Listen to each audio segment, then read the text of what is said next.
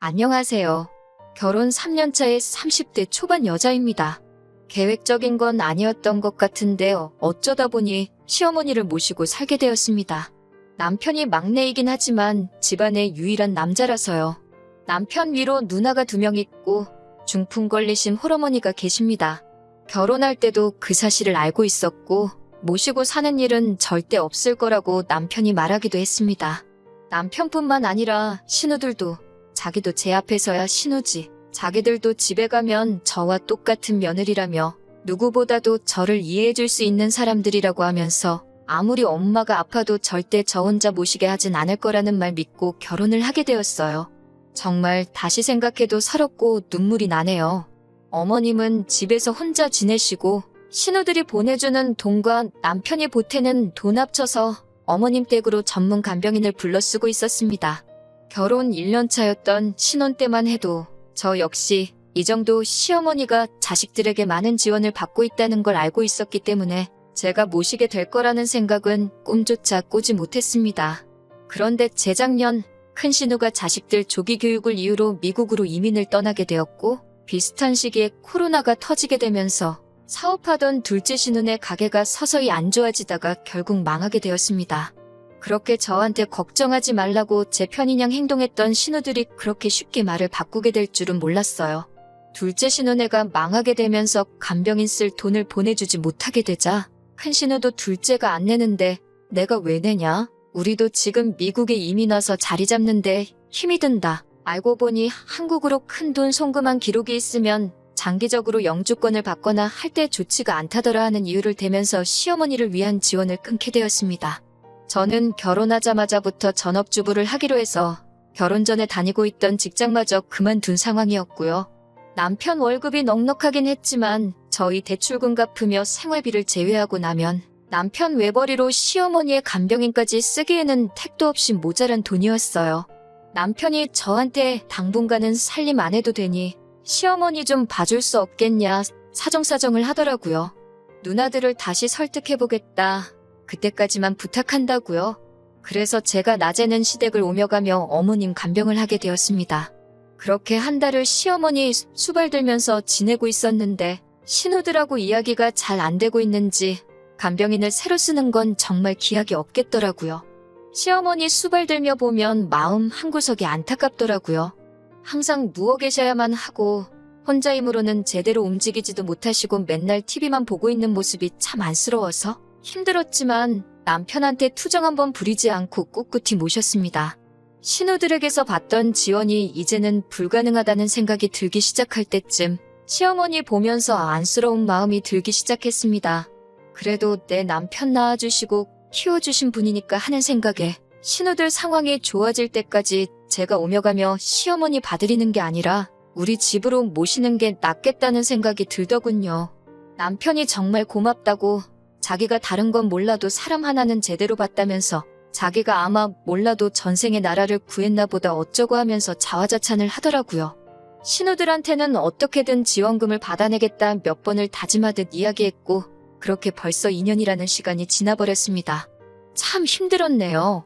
그래도 시어머니께서도 항상 저한테 미안하다고 하시기도 하고 하루는 또 고맙다고도 하시고 내가 잘하고 있는 게 맞다고 믿으며 꿋꿋하게 버티며 살아왔는데 이번에 남편한테 너무 크게 실망을 하게 되었습니다. 얼마 전 일인데 친정어머니께서 빌라 계단에서 발을 헛디디시는 바람에 발목에 큰 부상을 입게 되었어요. 아버지가 집에 계시긴 하지만 낮 시간에는 회사에 나가셔야 하고 저희 집은 남편처럼 형제가 많은 게 아니라 저 혼자 외동이라서 간병인 쓰는 건 엄두도 안 났습니다. 고민 끝에 우리 엄마 다리 괜찮아지실 때까지만 우리 집에서 잠시 모시고 살면 어떻겠냐고 물어보게 되었습니다. 당연히 그렇게 하자고 할 줄 알았던 남편이었는데 단 1초의 망설임도 없이 그렇게는 힘들 것 같다고 거절하는 남편의 말에 그간 남편과 저 둘이서 서로를 위해 최선을 다해 살고 있다고 믿어온 시간이 무색하게 큰 실망을 하게 되었습니다. 여자는 출가회인이라고 하면서 어딜 장모님을 모시고 살겠냐는 말을 하냐고 하더라고요. 그렇게 가부장적인 면이 있는지도 몰랐고 시어머니 모시면서 살림하는 저의 부탁을 그렇게 무자르듯 단칼에 베어버리는 모습은 상상도 해본 적이 없어요. 저도 화가 나서 내가 여태껏 당신 어머니 2년 동안 그 어떤 보상도 바라지 않고 마음으로 우러나와 모셨다. 당신 어머님 똥오줌 한 번이라도 받아본 적 있느냐고. 다리 다쳐 집에서 혼자 화장실도 제대로 못 가시는 친정어머니가 지금 당신 어머니랑 상황이 다를 게 뭐가 있냐고 따졌습니다. 시어머니처럼 몇 년을 모시고 살겠다는 것도 아니고 혼자서 생활이 가능해지실 때까지 잠시만 우리 집에서 함께 지내자고 하는 건데 당신 보고 수발 들라고 부탁하는 것도 아니고 내가 알아서 하겠다는데 생각도 안 해보고 그렇게 단칼에 거절할 수 있느냐고요? 처음에는 어떻게 사위와 장모가 한 지붕에서 살 수 있겠냐고 발악을 하던 남편도 제가 조목조목 따져 물으니 나름 몇 가지 이유를 설명하더라고요. 자기가 혼자 벌고 있는 돈으로 시어머니까지 모시고 살고 있으니 생활비가 더 든다. 그런데 장모님까지 오시면 우리는 미래를 위해 저금을 언제 하느냐고. 장인어른이 간병비하라고 우리에게 돈을 보태주실 것도 아니지 않느냐고 하더라고요. 그리고 장모님이 이 집에 들어오시면 자기 어머니는 얼마나 마음이 불편하겠냐고. 스스로 몸도 제대로 못 가누는 모습을 사돈댁에 보여드리고 싶지 않으실 거 아니냐고 하더군요. 거기에 한마디 더 보태면서 장모님도 제가 시어머니 똥오줌 받으며 수발하는 모습 보시면 마음이 어떨 것이며 자기 딸 이렇게 고생시키는 저를 얼마나 모자란 사위로 생각하시겠냐고. 장모님을 집으로 모셨다간 집안 싸움이 일어날 거라며 그런 어이없는 이유를 대며 저와는 그 어떤 타협도 하지 않을 것처럼 보였고 무조건 안 되는 건 안 되는 거라고 끝까지 제 부탁을 들어줄 생각이 없어 보였습니다. 내가 당신 어머니를 다른 사람이라고 모신 줄 아냐? 평생을 함께할 배우자인 남편의 어머니니 모신 것 아니겠냐고 따졌더니 누가 언제 모셔달라고 부탁이나 했냐고. 네가 우리 집에서 모신다고 데려와 놓고서는 이제 와서 그걸로 생색이냐며 화를 내더라고요. 한참을 싸우고 남편은 집구석에 못 싣겠다며 밖으로 나가버렸습니다. 시어머니는 그 와중에 저와 남편의 대화를 다 듣고 계신 상황이었고요. 큰 소리가 들려서 안 들으려고 해도 들을 수밖에 없었다고 하시면서 저한테 미안하다고 사과를 하시더라고요. 시어머니가 남편을 설득해주겠다는 말 정도는 해주실 줄 알았는데 친정엄마 집에 모신다는 이야기에 대해서는 마치 못 들은 이야기 마냥 이런 방구 언급도 안 하셨어요. 참 남편이 말한 것처럼 제 팔자 제가 꼰 거나 마찬가지이긴 한 상황이지만 여태까지의 희생과 노력, 시간들이 무색하다는 생각이 들고 허망하더군요. 무슨 좋은 대답을 듣자고 말한 건 아니지만 제가 2년간 보상 하나 바라지 않고 해온 일들이 고작 이렇게 저에게 돌아온다니 여태까지의 시간에 회의감만 들 뿐이네요.